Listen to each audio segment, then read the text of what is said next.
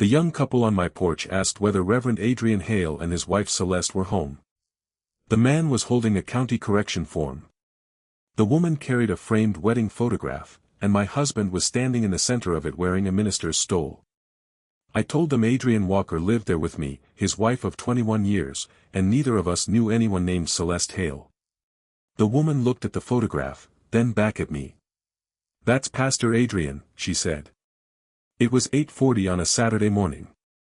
I had just finished coffee after a 12-hour shift at Mercy Ridge Medical Center, where I worked as a respiratory therapist. Adrian had left 20 minutes earlier, supposedly to price replacement ductwork at an elementary school. Our daughter, Sophie, was a college sophomore 2 hours away. There was no Reverend Hale in our family, but Hale was Adrian's middle name and his mother's maiden name. The face in the photograph was unmistakable. He stood beneath a wooden cross with one hand raised over the couple. Beside him was a dark-haired woman in a blue dress, close enough that her hand rested against his back. On the rear of the frame, someone had written, "To Pastor Adrian and Celeste, thank you for showing us what a steady marriage looks like. Love, Noah and Tessa." Noah explained that Adrian had married them at Cedar Grove Community Chapel in Millbrook 6 months earlier. The county clerk had entered the ceremony date as the day the license was received rather than the day of the wedding. The clerk gave them a routine affidavit for the officiant to confirm the correct date. Adrian had printed our home address on the binder as his correspondence address. With Cedar Grove's office closed for roof repairs and Tessa facing a benefits deadline, they had used the address he provided. I read the form without taking it from her. It listed the officiant as Adrian Hale Walker, authorized minister, with the same license number shown on a photocopy of their marriage record. The legal name was my husband's. The public name was not. "How long have you known him?" I asked. Noah said Adrian led their 8-week premarital class before performing the ceremony. Tessa added that he and Celeste had taught several sessions together. "He talks about your daughter," she said, then stopped. "I mean, he talks about their daughter being away at college. Sophie was our only child. Celeste Rowe had no daughter, according to Tessa, but everyone understood that Sophie was Adrian's child from an earlier marriage and that Celeste had helped raise her. That was the reverse of the truth." I asked whether Adrian had specifically called Celeste his wife. Tessa said, "I think so." Noah said he could not remember the exact words. They had heard other people call her the pastor's wife, and neither Adrian nor Celeste corrected them. I photographed the front and back of their picture with permission, copied the public information from the form, and gave them Adrian's current cell number. Tessa asked whether their marriage was valid. I said I did not know enough to answer and that the county clerk, not I, should advise them. "He told us honesty was a daily practice," he said. After they left, I called Adrian. I asked where he was. He said he was outside the school waiting for the facilities manager. I asked why a couple had brought Reverend Adrian Hale a marriage license correction. Then he said, "Renee, I can explain that." He told me Cedar Grove was the old chapel he had helped renovate 8 years earlier. "Occasionally?" I asked. "They say you taught them for 8 weeks. He said the program director created a more formal title than he deserved. He used Hale because the church already had an Adrian Walker on its maintenance committee, and Celeste was only the program director. Why does their card thank you and Celeste for demonstrating marriage?" I asked. He had never told Cedar Grove that Celeste was his wife. "Did you tell them I was your wife?" He hesitated long enough to answer. Then he said the congregation knew he had a private family life in Kansas City. He claimed he kept my name private because I worked in health care, though I had never asked him to. Adrian said he would come home after meeting the school manager. I told him to come home immediately or tell me he was choosing not to. 28 minutes later his truck pulled into the driveway. The elementary school was 40 minutes away. He could not have reached it. When he entered the kitchen, he set his keys down gently and asked to see the photograph on my phone. He studied it as if the angle might contain his defense. Then he admitted he had become a regular lay minister at Cedar Grove 7 years earlier. He had completed a denominational training program, received authorization through the congregation's regional office, and officiated 63 weddings. The renovation committee had invited him to speak, and he later hid ministry classes inside supposed project work and building code conferences. The modest income from Eldridge Outreach Center on our tax returns was his church stipend, not consulting pay for the chapel renovation. The income had been reported, but its purpose had not been told to me. He said Cedar Grove gave him a place where people listened and met a version of him that could still surprise them. Does the part named Hale have a wife? I asked. No. Does he have Celeste? Adrian looked toward the hallway. He said Celeste was his closest friend and that they had spent time together outside church. When I asked whether he had kissed her, he said, "Not the way you're asking." There was no innocent interpretation of that phrase. He rubbed both hands over his face and said they had crossed boundaries, emotionally, but he had ended it. He claimed it had ended the previous fall, could not name a beginning, and called the physical relationship a few times. The couple on our porch had married after the affair was supposedly over, while Celeste still stood beside him. I told Adrian I was not going to conduct the rest of the conversation on a sequence of shrinking words. I wanted the duration, whether the relationship was physical, what Celeste believed about our marriage, whether church leaders knew I existed, whether any shared money had been used, and what he had told people about Sophie. Still, I did not demand his phone or search his briefcase. I told him to call the board chair, disclose that his legal wife had learned of the role, and stay elsewhere that night. If he refused, I would call the public office number myself. Adrian said involving the church before we understood our marriage would create damage we could not reverse. I said the damage already included couples who had received marriage counseling from him under a false biography. My work there is real, he said. Then it should survive accurate facts, I answered. He packed an overnight bag and left for his brother's house. After he left, I searched Cedar Grove Community Chapel on my laptop. An archived page showed my husband in a gray jacket beneath the name Pastor Adrian Hale, Marriage and Family Ministry.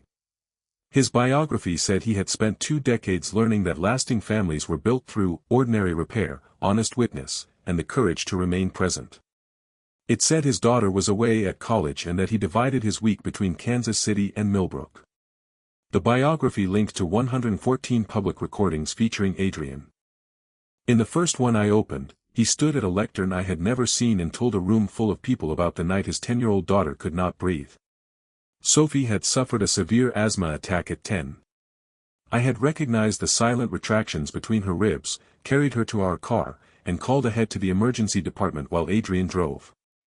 In his sermon, Adrian said Celeste was the one who noticed the retractions. He said Celeste held their daughter upright in the back seat and taught him that love was staying calm when someone else's air disappeared.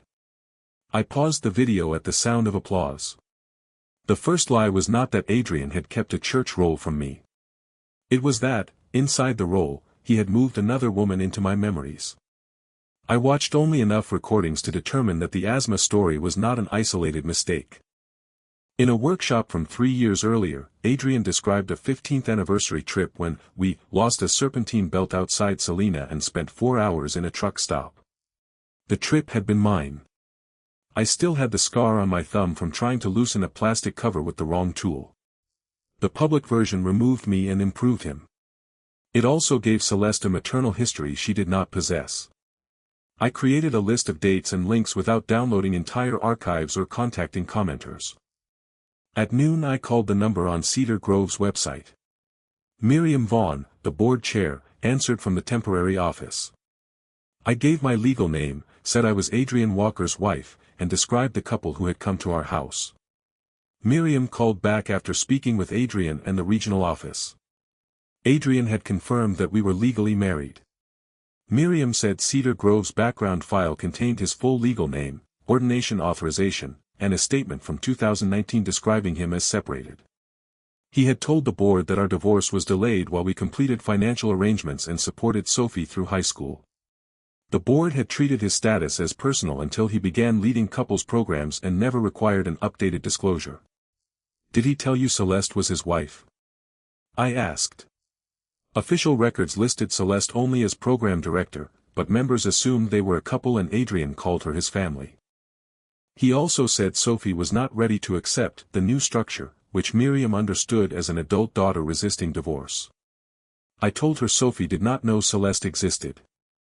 I asked her to preserve records related to Adrian's role and to prevent him from counseling couples until the board understood what he had represented.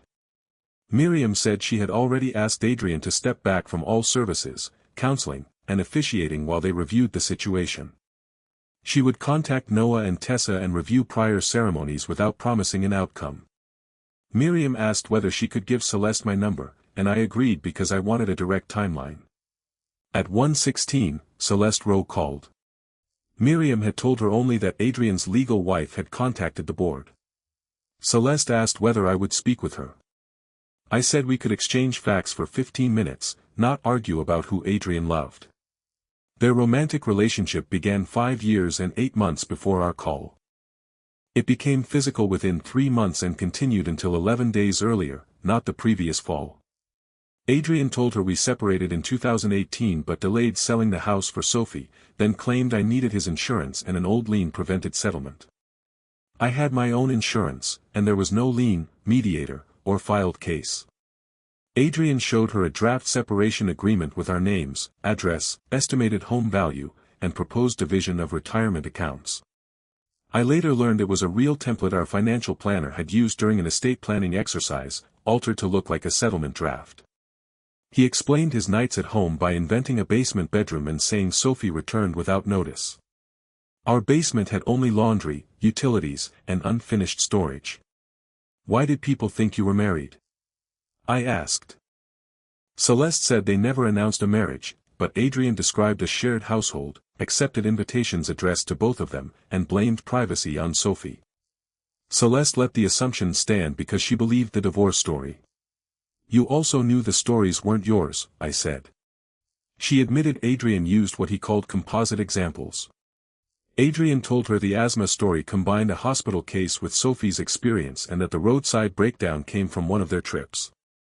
When details felt wrong, he called them composites designed to protect privacy. Celeste had allowed him to use her name because she believed the underlying marriage was over and the future he described was real. She could not have known my memories, but she had helped the public substitution. She said, I thought I was waiting for a truthful life. I see that I was helping him rehearse one.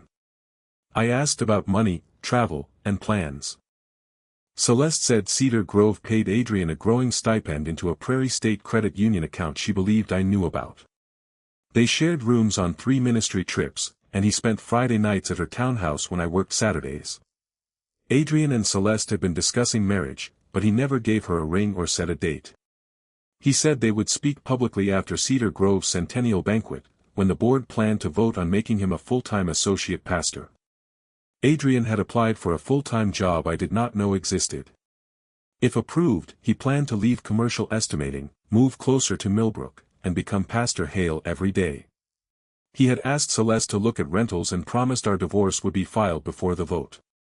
At home, Adrian had told me his employer was considering him for a regional estimating position that would let him work remotely. We had discussed using that flexibility to travel after Sophie finished college. I asked only for documents establishing dates, marital claims, and the job plan, not intimate material. She sent relevant screenshots, the altered agreement, and an email Adrian wrote 6 weeks earlier. In it, he said the board vote would finally align the life people see with the life we chose. Celeste replied that she would not tour another house until she saw a filed divorce case. Adrian told her to trust the process for one more season. I saved them in a folder for an attorney and called my supervisor to take 2 personal days. Our joint tax returns did include income from Eldridge Outreach Center, Cedar Grove's nonprofit parent. Adrian had described it as consulting income from the renovation project, and the amounts varied enough that I never questioned the name. The income was taxed and some reached our joint account as project pay, but I did not attempt to enter the separate account. Our joint card showed fewer than $2,000 in Millbrook fuel and meals, previously explained as site visits. I called a family law attorney and scheduled a consultation for Monday. I requested the supporting records from our tax preparer. By late afternoon, Sophie had texted our family group asking whether Dad was coming to campus the next Saturday for her student radio fundraiser. Adrian had promised to help repair a loose door at the station. The same date appeared on Cedar Grove's public calendar as the rehearsal for its centennial program, led by Pastor Adrian Hale and Celeste Rowe. I did not know which promise he planned to break. I called Sophie rather than answer in the group. I told her her father and I had learned information that could change our marriage, that she was safe, and that no one was ill. She asked if he had an affair. I said yes, and that there was also a long-hidden church role.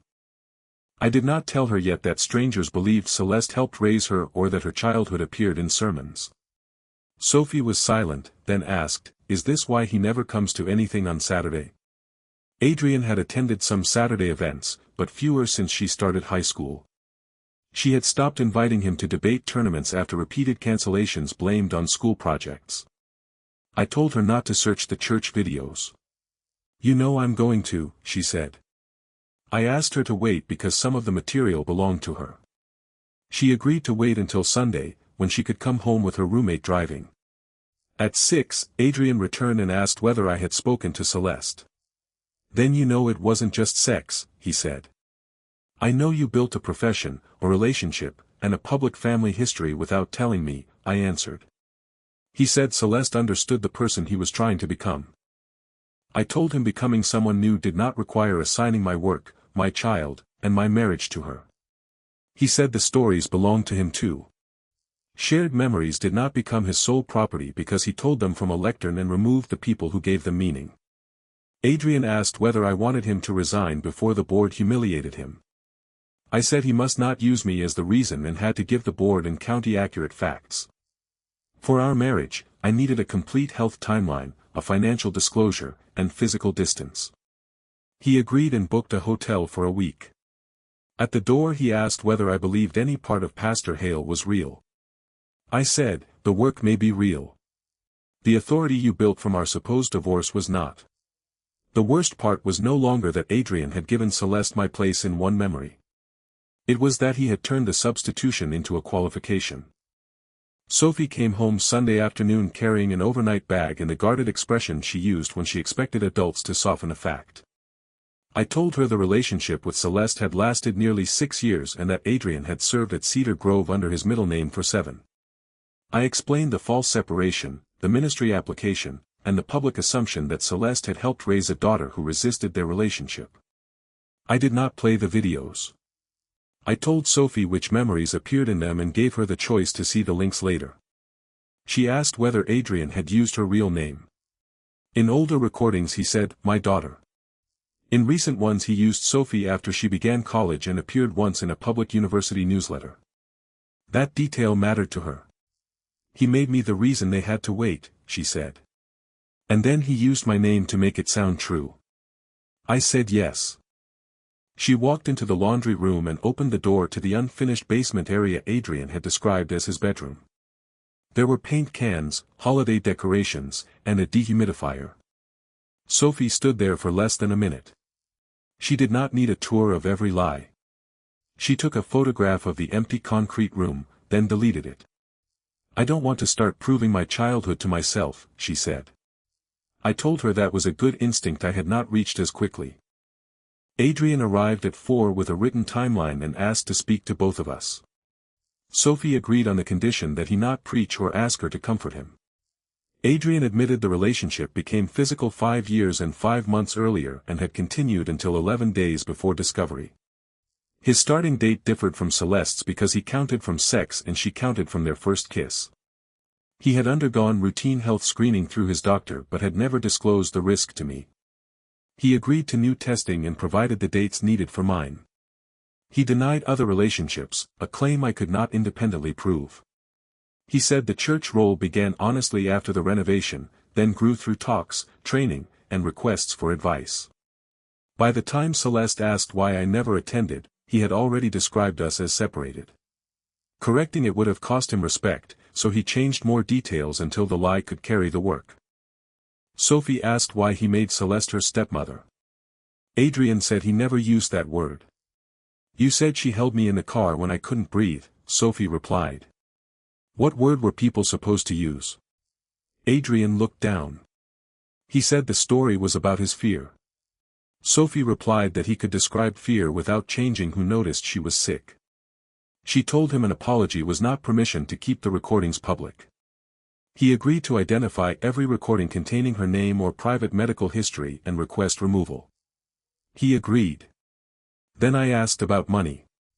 Adrian disclosed 7 years of Prairie State statements, later reviewed by my attorney and an accountant. They showed no secret property, major debt, or transfers to Celeste. About $18,000 of stipend income paid travel and church costs, $9,000 remained, and roughly $37,000 had reached our household and tax returns. The deception was not a hidden fortune. It was a parallel budget that allowed him to make choices, take trips, and present income without telling me what work produced it. Our joint funds covered some fuel, clothing, and meals, but not a second household.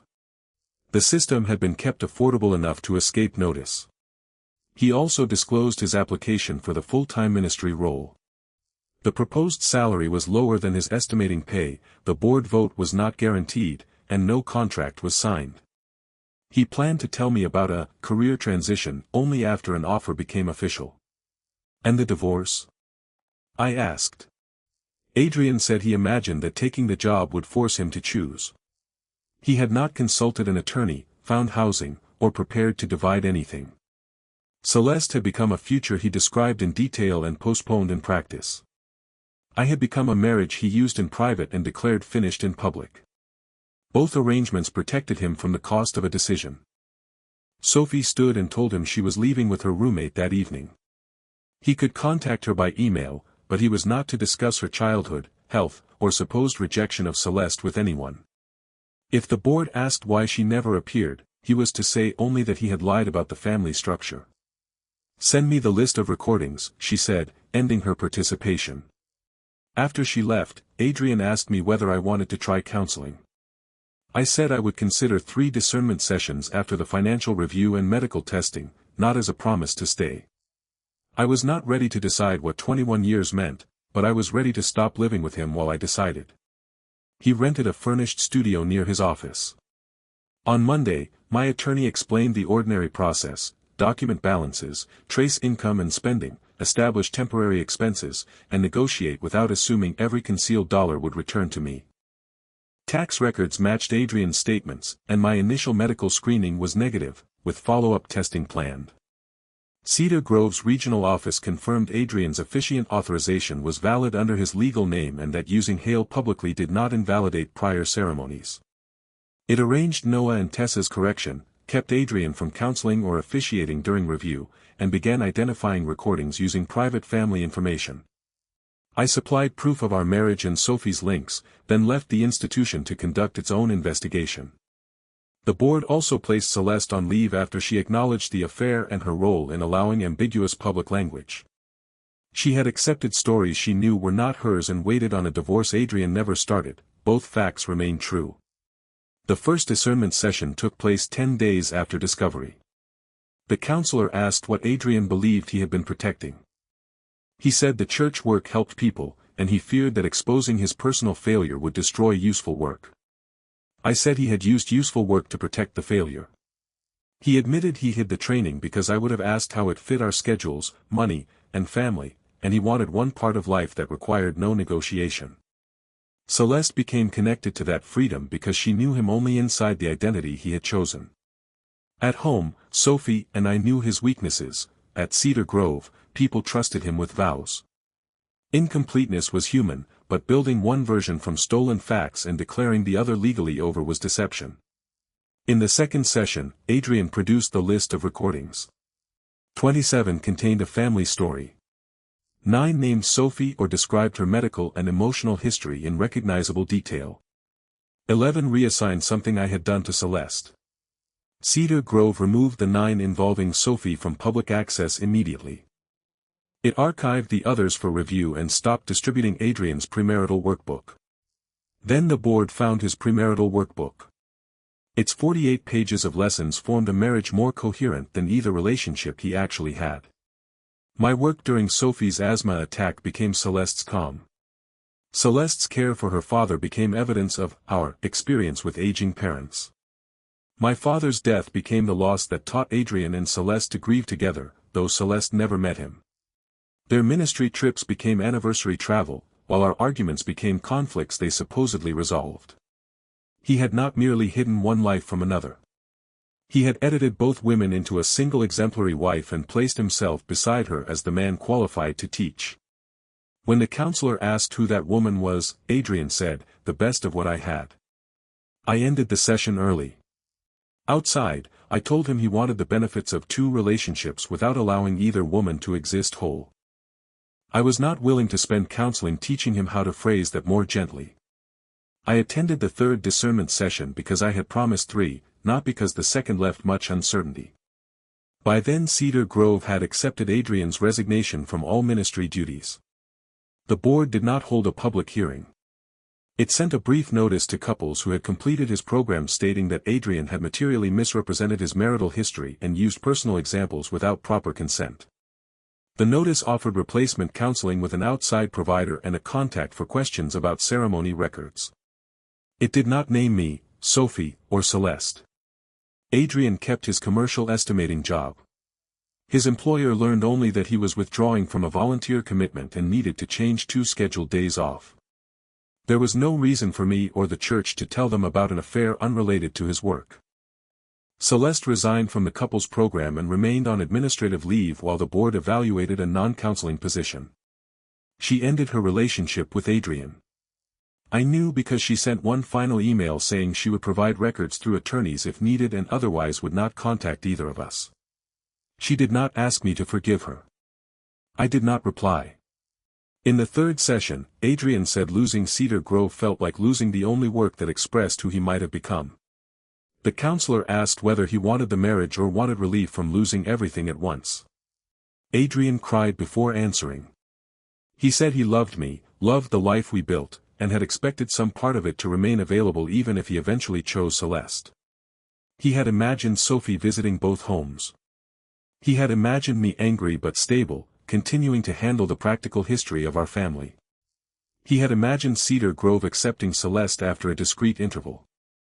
In every future, the rest of us adjusted around a decision he delayed until conditions favored him. Did you ever imagine I would choose first? I asked. He said no. That answer ended the question for me. I told the counselor I wanted a divorce. Adrian asked whether the years before Cedar Grove still counted. I said they counted as my life. They did not obligate me to provide a safe landing after he spent 7 years declaring our marriage over whenever the truth limited him. He did not argue. The divorce took 11 months. We documented the Prairie State account, retirement balances, house equity, vehicles, and ordinary debts. The financial review found no other secret accounts, property, or major transfers. Under the settlement, the remaining church funds were included in the overall marital picture rather than awarded automatically to either of us. We divided retirement assets by agreement, sold the house after Sophie finished her spring semester, and paid the mortgage and sale expenses before dividing proceeds. Adrian reimbursed a negotiated portion of traced personal travel from his share. The number did not equal my anger and was never going to. My attorney's job was to reach a lawful settlement, not convert betrayal into a perfect invoice. I rented a 2-bedroom townhouse near Mercy Ridge. Adrian moved to an apartment closer to his estimating office. He continued individual counseling. I knew little about it because his progress was no longer evidence I needed to gather. Our follow-up medical tests were negative. The ordinary relief of that phone call was one of the few outcomes I allowed myself to call complete. Sophie saw Adrian twice during the divorce, both times in public places she chose. He sent her the full list of recordings and confirmed in writing that he had asked Cedar Grove to remove the 9 containing her identifiable health information. The board later confirmed removal. Sophie did not demand that every recording disappear. Some stories were partly Adrian's, and she did not want to spend months determining ownership sentence by sentence. She gave him one boundary: he could describe his choices in therapy or private accountability, but he could not use her as the cause of his affair, delay, secrecy, or public identity. If someone asked why she had not accepted Celeste, he had to say she had never been given the truth. Adrian followed that boundary as far as we could tell. He apologized without asking her to call Celeste a victim or villain. Sophie remained close enough to answer some calls and distant enough to end them when he began explaining himself. I did not manage their relationship. During the divorce, 3 couples from Cedar Grove contacted me through my attorney. One wanted to know whether Adrian's conduct made their marriages invalid. We referred them to the county and regional office. One wanted to share anger. I declined. Noah and Tessa sent a card saying their corrected certificate had arrived and they were meeting with another counselor. They apologized again for coming to the house. I wrote back that they had done nothing wrong by using the address Adrian gave them. I did not tell them whether to preserve or discard their wedding photograph. Their ceremony belonged to them, even if the man in the center had lied about the life that qualified him to speak. Miriam called once after the internal review closed. Cedar Grove permanently barred Adrian from ministry and counseling through its regional network. She did not claim that every sermon was false or every couple had been harmed. She said the board had learned that verifying credentials was not the same as verifying the biography used to establish trust. The church revised its consent rules for personal stories and required 2 trained leaders in future premarital programs. I appreciated the concrete changes and did not join the committee. I had already spent enough time inside an institution I never chose. The hardest part of recovery was not wondering whether Adrian had loved Celeste more. It was hearing familiar memories in my own mind and briefly seeing the altered version first. When Sophie once called wheezing from a bad cold, I remembered Adrian at the Cedar Grove lectern before I remembered our actual car ride. My therapist taught me to name what I knew without turning every memory into a deposition. I remembered the blue emergency department sign reflected in the windshield. I remembered telling Adrian to stop at the wrong entrance, then apologizing. I remembered Sophie gripping my sleeve. None of those details appeared in the sermon because they were messy and specific. That was why they helped. The truth did not need to be exemplary to belong to us. I also had to examine the part of our marriage that made Adrian's weekends unsurprising. My schedule was demanding. We had become efficient. We divided errands, sent calendar invitations, and often treated time together as a task that could be moved. Those conditions created distance. They did not create a second name, a false separation, or a 6-year affair. I could acknowledge what had weakened between us without accepting responsibility for the system Adrian built around it. That distinction took months to hold without rehearsing it. 6 months after the divorce, I changed from 2 weekend shifts a month to 1. I did it because Mercy Ridge opened a weekday pulmonary rehabilitation program and I wanted the position, not because weekends themselves had become contaminated. The new work let me follow patients beyond a crisis and watch small improvements accumulate. The first time a patient walked the length of the hall without stopping, I nearly cried from the plain usefulness of it. No audience applauded. No one turned the moment into a lesson about my character.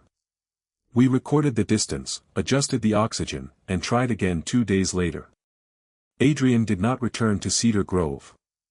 A year after the discovery, I saw a public announcement that the chapel roof was complete. His name was absent from the donor list, though the ductwork he helped estimate still served the building. I could accept that something he did there remained useful. Usefulness did not restore authority, and removing his name from one page did not remove him from my history. Sophie graduated 2 years later with a communications degree. She did not invite Adrian and me to sit together, but she invited us both. We followed her plan without bargaining. Afterward she came to my townhouse carrying a dented blue cooler from our old garage. She was moving for her first job and wanted to know whether I cared if she took it. Adrian had used the cooler in a recorded story about an anniversary trip with Celeste. According to him, it held a carefully packed roadside meal that taught them how preparation protected a marriage. The actual cooler had belonged to my father. On our Salina trip, it leaked melted ice across the trunk, soaked 2 sandwiches, and left us eating vending machine crackers while a mechanic replaced the belt. Sophie knew the real version because we had complained about the smell for years. Was there even a meal? She asked. There were turkey sandwiches, I said. Your dad packed them without sealing the bags. She laughed. That sounds more like us. We washed the cooler in the driveway. The drain plug was missing, and one hinge had split. Sophie said she could buy a better one. I told her she could, but she still put the old cooler in her car. Before leaving, she asked whether I thought Adrian became a different person at Cedar Grove or simply revealed one. I told her I no longer believed people divided that cleanly. Pastor Hale used Adrian's voice, Adrian's skill, Adrian's need to matter, and Adrian's willingness to lie. The husband I knew was also real, which was why the loss had weight. Sophie nodded and closed the trunk. I just don't want him telling our stories anymore, she said. I said he could tell what he did. We could tell what happened to us. Those were not the same story. After she drove away, I went inside and found Noah and Tessa's card in the desk drawer. I had kept it because their arrival began the truth, but I no longer needed it as proof. I placed it with the divorce papers in a file box and returned the box to the closet. Then I left for an evening walk without checking Cedar Grove's archive, Adrian's location, or whether anyone online still called him Reverend Hale. For years he had depended on separate audiences who never compared what they knew. Eventually, his version stopped deciding what I had to verify. My marriage had ended. My memories had not. They were imperfect, shared, and sometimes painful, but no one else could become their author simply by standing at a lectern and telling them more beautifully.